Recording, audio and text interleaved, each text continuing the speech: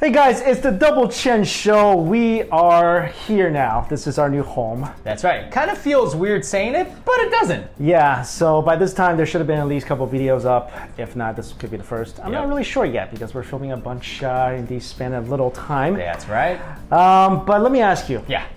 How's your relationship going? How's your girlfriend? Are we going to be hearing wedding bells soon? It's going good, man. That's a pretty personal question. Yeah, it's good. Yeah. Because I just wanted to see if you're going to have a traditional wedding or not, because you can dress up in a nice cheap house. There could be tea ceremonies, all that. I think that would be great. I mean, I love traditions. I love doing tea ceremonies. So yeah.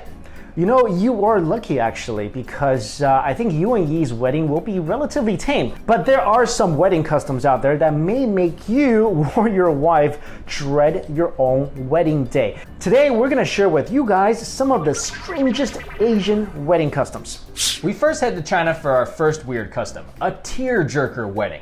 Crying at a wedding is nothing new, but what the brides and the females of the Tujia ethnic group does takes it to a whole new level. This ritual is called 坐堂, or sitting in the hall. Literally, this means that the bride is required to sit in a hall and cry. For a whole month before the big day, the girl walks into a large hall each night and weeps for about an hour. Oh, that sounds like, my typical Saturday night. Just kidding, does not happen. That's true. Ever. And about 10 days after that, it gets louder as her mother joins her and the two cry together, which, wouldn't that be awkward? I mean, do you want to really cry with your parents? That's kind of awkward, right? But especially Asian parents. It gets even weirder than this, guys. Because another 10 days later, the grandmother joins the crying party. Then the bride's sisters and basically every female in the family join in the cry fest. And the crying isn't just random, okay? The women weep in different tones and it becomes like a song of sorts. The song is actually called the Crying Marriage Song and it's supposed to be an expression of joy. How would that sound like? Anyway, this is a very important custom to the Tujia people. Whether a girl can cry about her marriage has become a criterion to value the girl's ability and virtue. This custom is said to have originated during the Warring States period when historical records reveal that the princess of the Zhao state was to be married into the Yan state. At the moment of the princess's departure, her mother is said to have cried at her feet, asking her to return home as soon as possible, and this is said to be the first crying marriage ever. Number 2, kill the little chick. Yes, I'm afraid this is literally what it sounds like. The Daur ethnic group that live in Inner Mongolia choose the wedding date by forcing the bride and the groom to, yes, kill a baby chick as a sign of unity. They do this by holding the knife together while they, cut the chick and kill it. It's kind of like cutting a super adorable furry wedding cake. But it's like alive. But yeah, it's just, why do you do that? Yeah, it gets worse, guys. After they kill the chick, then they proceed to gut it and inspect its liver. If the liver looks good, then they are allowed to set a date for the wedding. If not, then they just don't get married. I wish that was true. If it doesn't look good, guess what happens? If it doesn't look good, then they kill another chick until they find one that has a good-looking liver. Which brings the question, what is a good-looking liver? I mean, is that like the Brad Pitts of livers? And also, what if they go through like 20, 30 chicks and didn't find a liver? At that point, I'd be like, should these two even get married?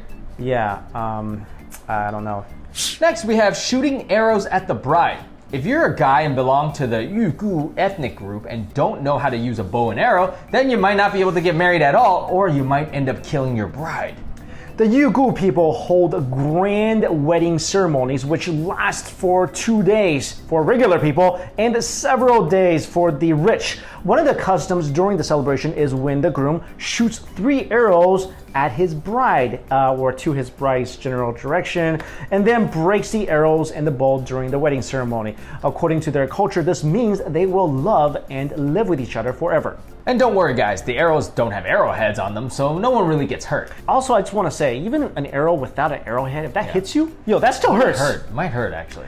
Now we move on to India, and number 4 on our list, stealing shoes. In parts of India, the groom is required to take off his shoes before approaching the wedding altar. As soon as he does it, it's battle on. Immediately, everyone from the groom's side of the family will try to protect the shoe, and the bride's family will try to steal it. If the bride's family succeeds, then the groom ultimately has to pay a ransom to get the shoes back. So basically a massive rugby match right there at the wedding. Okay, I could totally see like the family basically getting together and be like, guys, we don't want to pay this ransom, you know, and they have plays. How much of it could it be? I don't know. Must be significant to be, fighting like that. Next, this one is really crazy. Marrying a tree or a clay pot. This is a wedding ritual carried out by the Hindus, and this is crazy because the bride actually does marry a tree.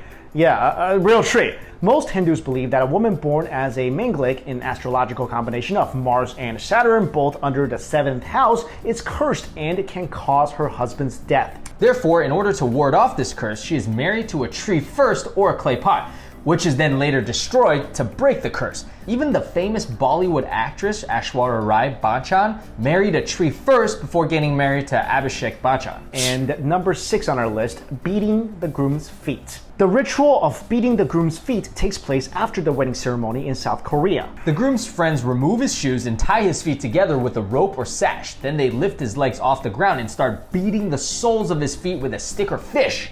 This custom is believed to give the groom more energy. Also, the groom is often asked questions and quizzed during the test.